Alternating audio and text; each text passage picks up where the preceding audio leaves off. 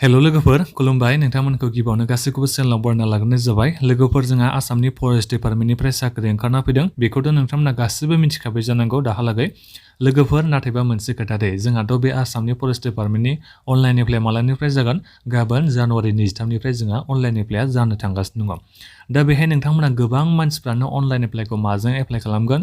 मबाइलजों नोंथांमोना एप्लाइ खालामगोन। नाथायबा आं बेखौ नोंथांमोनसिम बुंहरखानाय जाबाय, जुदि नोंथांमोना मबाइलजों अनलाइन एप्लाइ खालामलाबायोबा जाथामला नोंनि बे एप्लिकेसन फर्मा खाथां रेजेक्ट जाखागोन। आं बेखौ नोंथांमोनसिम बुंहरखानाय थायो।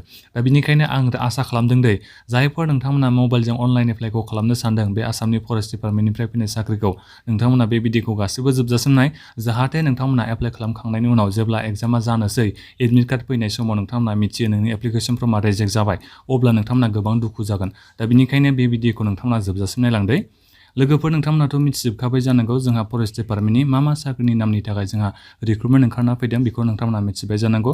जेरै जोंहा फरेस्टार ग्रेड 1नि फैदों, फरेस्टार गार्डनि फैदों, कनस्टेबल ड्राइभारनि थाखाय भेकेन्सि ओंखारना फैदों। बेफोरनि बागै आं दायो नोंथांमोनसिम बेहाय खोन्थाहरा। आं दायो मेन खोथाखौ खोन्थाहरनो सानदों, जोंनि एप्लिकेसन फर्मा माबोरै रेजेक्ट जानो हागौ जुदि जोङो मबाइलजों जाथामला अनलाइन एप्लाइ खालामोबा, आं बेखौ नोंथांमोनसिम दायो खोन्थाहरनो सानदों। लोगोफोर नोंथांमोना सोरबाफोर चेनेलाव गोदानै फैदोंबा चेनेलखौ साबस्क्राइब खालामनानै लाग्रोलायदो, जाहाथे बेबादिनो आपडेटखौ मोननो हायो। दायो आङो मेन खोथाखौ खोन्थाहरनो सानदों, नोंनि बे पासपर्ट साइज फट'ग्राफनि बेलायावनो नोंनि बे एप्लिकेसन फर्मा रेजेक्ट जानो हागौ मबाइलजों जुदि जाथामला अनलाइन एप्लाइ खालामबा। दा मानि थाखाय जानो हागौ आं बेखौ नोंथांमोननिसिम खोन्थाहरनो सानदों। नाम्बार 1 पइन्टआव मा होनदों आं बेखौ नोंथांमोननो खोन्थाहरनो सानदों। The photograph must be in color and must be taken in a professional studio. दा बेहाय बुंदों आरो नोंनि फट'ग्राफा कालार फट' जानांगोन आरो बेजों लोगोसे प्रफेसनेल स्टुडिय'आव थांनानै बे फट'ग्राफा लानाय जानांगोन ना होननानै बेहाय लिरनानै होदों।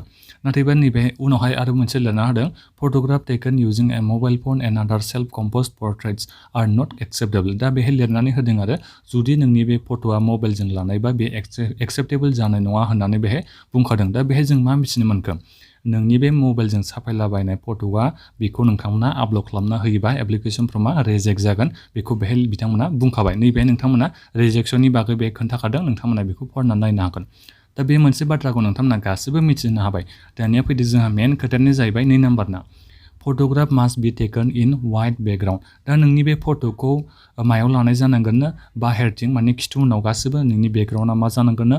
गुफुर जानाय जानांगोननो, व्हाइट होननानै बे लिरनानै होखादों। नोंथांमोना बेहाय ब्लु ग्रिन होलाबायबा, नोंनि बेकग्राउन्डखौ होलाबायोबा नोंनि बे एप्लिकेसन फर्मा 110% रेजेक्ट जागोन। दा बेहाय बुंखादों नोंनि बे फट'ग्राफनि बेकग्राउन्डआ कालारा मा जानांगोननो? गुफुर रंनि जानांगोन दै, बेखौ गोसोआव लाबानो जाबाय। दानिया फैदो जोंहा 3 नाम्बाराव आरोबाव मोनसे मेन खोथा लिरनानै होबावदों बेहाय, नोंनि फट'ग्राफा जानुवारि 1 थारिखनि उनाव 2023नि उनाव जुदि नोंनि बे फट'ग्राफा लानायबासो, केपचार खालामनायबासो नोंथांमोना बेखौ आपल'ड खालामनो हागोन। जुदि जेनेबा नोंनि बे फट'आ सिगांनि दंखायो, जेनेबा जानुवारि 1 थारिखनि सिगाङावनो नोंनि बे फट'ग्राफा लाखानायबा, अब्ला बेखौ नोंथांमोना आपल'ड खालामोबा नोंनि बे फट'नि थाखायनो एप्लिकेसन फर्मा फुरा रेजेक्ट जागोन दे। दा बेनिखायनो आं खावलायो, जुदि नोंथांमोना गाबोन अनलाइन एप्लाइ खालामोबा जानुवारि 1 थारिख, जेनेबा थांनाय जानुवारि 1 थारिख 2023नि उनाव जुदि फट'ग्राफ दङबा बेखौसो नोंथांमोना आपल'ड खालामनानै होबानो जाबाय।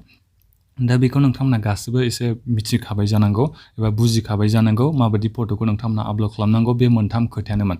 गिबि खोथायानो जाहैबाय नोंनि बे फट'ग्राफा मबाइलजों केपचार खालामनाया जानाय नङा, नोंथांमोना प्रफेसनेल स्टुडिय'आव थांनांगोन। बिनिफ्राय नोंनि बे फट'ग्राफनि बेकग्राउन्डआ मा कालारनि जानांगोन? गुफुर रंनि जानांगोन। बिनिफ्राय नोंनि बे फट'ग्राफा मालानि लानाय जानांगोन? जानुवारि 1 थारिख 2023नि उनाव लानाय जानांगोन। बेखौसो नोंथांमोना आपल'ड खालामनांगोन, नङाबा नोंथांमोननि एप्लिकेसन फर्मा रेजेक्ट जागोन सिगांनिखौ आपल'ड खालामना होलाबायोबा। दा बेखौ नोंथांमोना गासिबो मिथिबाय जानांगौ। बे मेन खोथायानो जोंहा मस्ट इम्परटेन्टमोन। दानिया फैदो जोंहा 4 नाम्बाराव मोनसे आरोबाव इम्परटेन्ट खोथा बुंदों दे।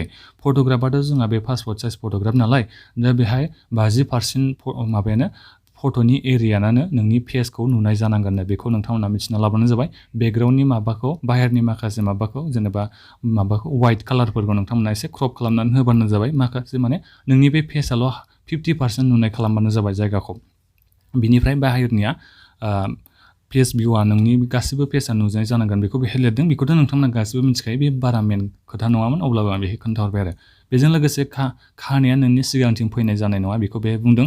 आरो बेजों लोगोसे नोंथांमोना माबा गाननो मोननाय नङा, ससमा गाननो मोननाय नङा, बेखौ बुंदों। नाथायबा नोंथांमोना क्लियार ग्लासखौ गाननो हागोन, जाय जोंखोल माबा ग्लास गानो, माने ससमा गानो, नोंथांमोना बेखौ होनानै माबानो हागोन आरो साफायनानै आपल'ड खालामनो हागोन। नाथायबा गोसोम बेफोरबायदि कालारनि जायफोर फट' ग्लास गानोना माने ससमा गानो नोंथांमोननिया जानाय नङा दे। जाथामला फट'आ बेहाय जानाय नङा बेखौ आं नोंथांमोनसिम बुंहरनाय थाबाय।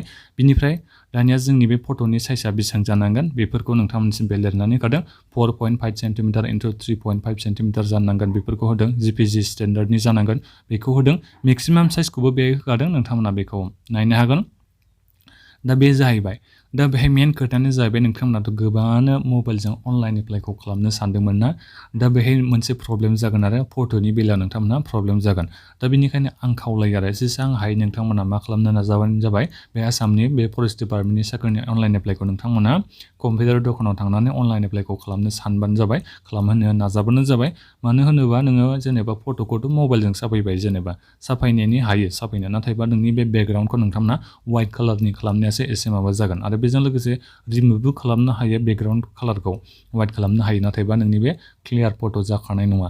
दा बेनिखायनो आं खावलायो आरो जुदि नोंथांमोना साख्रिखौ एप्लाइ खालामखांनायनि उनाव एग्जामखौ होनो सानोबा नोंथांमोना कम्पिउटार दखानाव थांनानै बे साख्रिनि थाखाय एप्लाइ खालामहैबानो जाबाय। जाथामला एप्लाइ खालामखांनायनि उनाव जुदि नोंनि एप्लिकेसन फर्मआ रिजेक्ट जायोबा एसे रेडि जाखांनायनि उनाव फरायनानै थाखांनायनि उनाव एडमिट कार्ड सफैनाय समाव नोङो मिथिबा जेनेबा एप्लिकेसन फर्मआ रिजेक्ट जाबाय होननानै, अब्लाथ' नोंथांमोना गोबां दुखु जागोन। दा बेनिखायनो आं खावलायो कम्पिउटार दखान नङाबा गावनावनो जुदि लेपटपफोर दङबा नोंथांमोना लेपटपाव माबा खालामबानो जाबाय, एप्लिकेसन फर्मखौ माने अनलाइन एप्लाइखौ खालामनो नाजाबानो जाबाय।